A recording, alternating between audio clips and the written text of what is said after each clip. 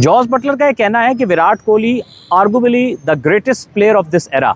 अब इतने बड़े प्लेयर के लिए दूसरे बड़े प्लेयर की तरफ से ये कॉम्प्लीमेंट बड़ा मैटर करता है। इससे पहले कि हम स्टोरी पे बात करें, आज हम इस खूबसूरत आउटडोर कंडीशन में मौजूद हैं। आई होप कि आपको ये फ्लेवर अच्छा लगेगा। आपकी ओपिनियन जानेंगे। सबसे पहले आपको क्या लगता है कि वाकई विराट कोहली जो है वो इस एरा के सबसे बड़े प्लेयर हैं? आपका क्या ओपिनियन है, या फिर और भी कुछ नाम है, या आप समझते हैं कि वो खिलाड़ी हैं जैसे बाबर आजम, केन विलियमसन, जो रूट, स्टीव स्मिथ, या मैं एबी डिविलियर्स को भी कहूँगा क्योंकि वो पिछले एरा के भी थे और इस एरा में भी काफ़ी क्रिकेट खेले हैं। तो आपकी अपनी राय है, जिस भी प्लेयर का आप नाम लेना चाहें, या कोई और प्लेयर आप समझते हैं कि वो जो वो बेहतर प्लेयर है। अगर हम आगे चलें और स्टेप बाय स्टेप देखें तो जो रूट या बाकी काफ़ी खिलाड़ी इस एरा में नाम बना चुके हैं। हर खिलाड़ी की अपना एक क्लास है, अपना एक अचीवमेंट है। विराट कोहली को देखेंगे तो उनकी वाइट बॉल सुप्रीमेसी बहुत ज़्यादा है, स्पेशली वनडे क्रिकेट उनका बेस्ट फॉर्मेट है अगर आप स्टैट्स एंड डेटा देखोगे। और टी20 क्रिकेट में भी काफ़ी अच्छा खेल चुके हैं और काफ़ी क्रूशियल नॉक्स उन्होंने खेले हैं इंटरनेशनल क्रिकेट में। टेस्ट क्रिकेट में भी 2014 से 2019 के बीच में जो टाइम है इसमें ऑलमोस्ट 60 की आसपास की इनकी एवरेज रही। इन्होंने इस एरा में 5 से 6 डबल सेंचुरी स्कोर की, इनके बहुत ज़्यादा रन स्कोर किए और one of the best batsman रहे इस एरा में। इनसे ज़्यादा एवरेज इस एरा में 2014 से 19 तक सिर्फ स्टीव स्मिथ की रही है।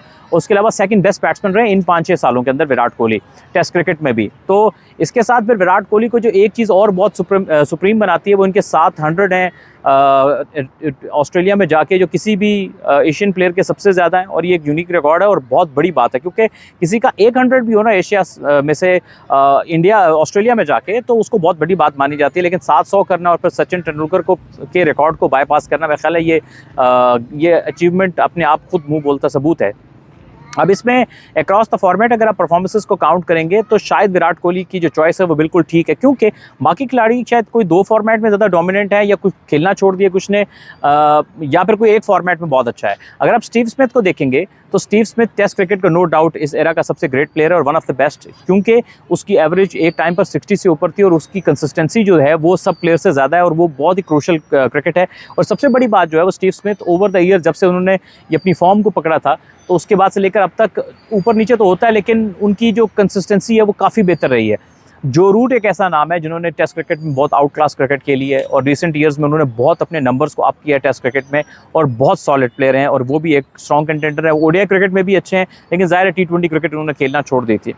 फिर केन विलियमसन है जो कि टी20 में तो इतने शोरा आफाक प्लेयर नहीं है, उनका स्ट्राइक रेट को लेकर काफ़ी बात होती है। आईपीएल में उनको बेंच भी किया गया और उसके बाद ओडीआई क्रिकेट में भी वो डिसेंट प्लेयर हैं। मैं ये नहीं कहूँगा कि वो बहुत ही आउट क्लास लेवल पर गए, लेकिन अच्छे प्लेयर हैं, काफ़ी क्रूशियल इनिंग्स के लिए डेंजरस प्लेयर हैं, वर्ल्ड क्लास प्लेयर हैं। लेकिन शायद बाकी खिलाड़ी जैसे विराट या बाबर आजम उनसे बेहतर मुझे लगते हैं ओडीआई क्रिकेट में। फिर टेस्ट क्रिकेट में केन विलियमसन डेफिनेटली मतलब अमंग द टॉप 3 बैटर्स आप इजीली चूज़ कर सकते हैं, टॉप 3-4 बैटर। बहुत आउट क्लास कैरियर है उनका टेस्ट क्रिकेट में खासतौर पे।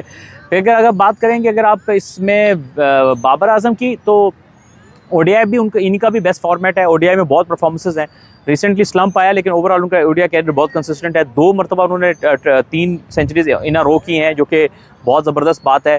ओडीआई क्रिकेट उनको सूट करती है। टेस्ट क्रिकेट में भी 2-4 साल बड़ा अच्छा खेला उन्होंने, लेकिन उसके बाद अब थोड़े से 2 साल से स्ट्रगल कर रहे हैं, ऑन एंड ऑफ रन्स कर रहे हैं। और टी20 क्रिकेट में एक टाइम पर उन्होंने बहुत अच्छा टक्कर दी काफ़ी ज़्यादा, लेकिन अब ये है कि वो भी एक स्ट्रगलिंग मोड में टीम से भी बाहर हैं। इस तरह से हमें काफ़ी सारी चॉइसेस मिलती हैं और बहुत सारे नाम हैं जिन्होंने बहुत सारा परफॉर्म कर रखा है। लेकिन जाहिर है कि अगर आप एक नाम को चूज़ करेंगे, तीनों फॉर्मेट में अगर आप वेटेज डालेंगे, तो मेरा ख्याल है कि विराट कोहली को बहुत सारे लोग जो चूज़ करेंगे, रिगार्डलेस कि आप बायस्ड कंट्री बायस्ड वाली बात करें या वैसे किसी के फ़ैन होने की बात करें। लेकिन लीगली भी या लेजिटिमेट तरीके से भी या बिल्कुल न्यूट्रली भी मेरा ख्याल है तीनों फॉर्मेट की वेटेज में इस एरा में विराट कोहली एज लेंगे। और उसकी जो सबसे बड़ी वजह है उनकी अंडर प्रेशर जो चेज़ करने वाली इनिंग्स है ना, वो उनको सुप्रीम बनाती हैं। शायद स्टैट्स, नंबर और डेटा पे किसी एरा में कोई प्लेयर उनसे बेहतर हो जाए, लेकिन जो उनकी चेज़ करने की, अंडर प्रेशर खेलने की जो सलाहियत है, वो उन्होंने उनको बहुत बड़ा बैट्समैन बनाया।